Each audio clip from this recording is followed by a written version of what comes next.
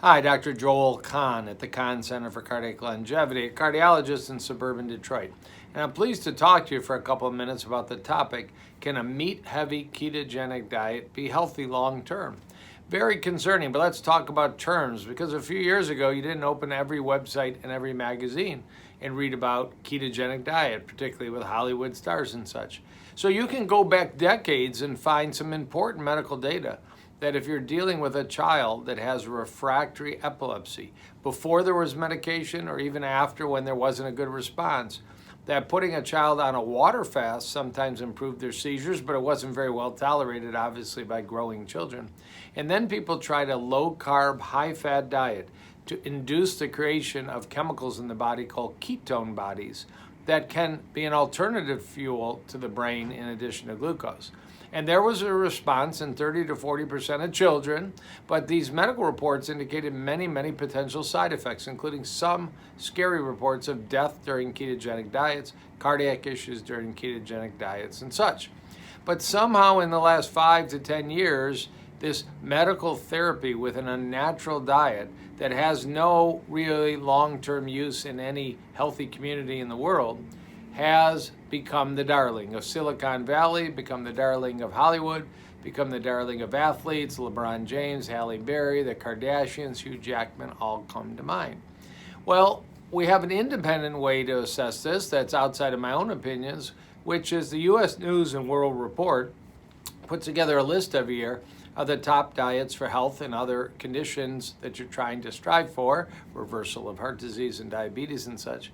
And the ketogenic friendly diets like Whole30, Paleo, and the ketogenic diet itself are always at the very bottom of the list of recommended diets, with one exception. The U.S. News and World Report considers the ketogenic diet to be a rapid weight loss diet. There are many other rapid weight loss diets, some unhealthy, like influenza and chemotherapy, but there are some healthy versions like a whole food, plant-based, no salt, oil, sugar diet. You can use various kinds of fasting mimicking diets. There's many ways to induce a more rapid weight loss, but ketogenic is one.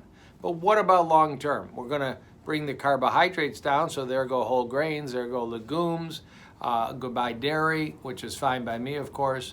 We're going to get rid of most fruits, maybe leave some leafy greens in, and we're going to bring the fat content very high.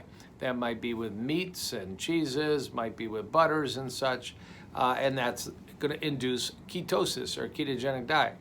Well, the data is concerning that long-term, this may be a very unhealthy program. And this is a topic that's not being addressed by proponents in the medical community, dietitian community, and certainly the lay community about the ketogenic diet.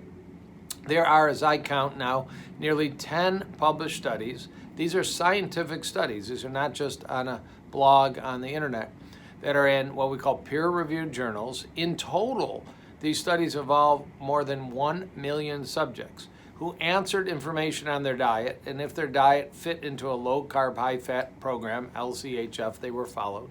And there was an important finding in the studies, and these are what are called association studies, but a low-carb, high-fat diet was associated with an increased risk of early mortality. Let's say that again, early mortality, early death. In following people that described their diet, and these were healthy people at the beginning, increased risk of death. There's one study from the Harvard School of Public Health that particularly concerns me as a cardiologist. Over 4,000 people have had a heart attack. They answer food questionnaires. Their diet is described as a low-carb, high-fat diet. And they follow these people, and there's an increased risk of dying post-heart attack compared to people that describe their diet as high-carb, whole food, plant-based diets, the right diet to eat for a heart patient. And then we get into some data finally from Dr. Walter Longo. If you don't know Dr. Walter, Longo, at the University of Southern California, one of the world's leading scientists, biochemists, nutritionists, an incredible guy who's been pumping out data.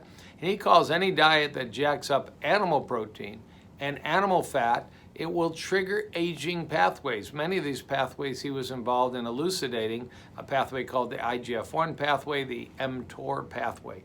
So it's not just guesswork. There actually is basic biochemistry, epidemiology, not many randomized clinical studies.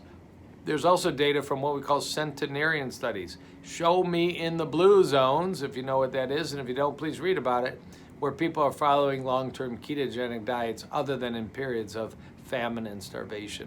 So overall, do you want to do a meat-heavy ketogenic diet? Everybody respond with me. No.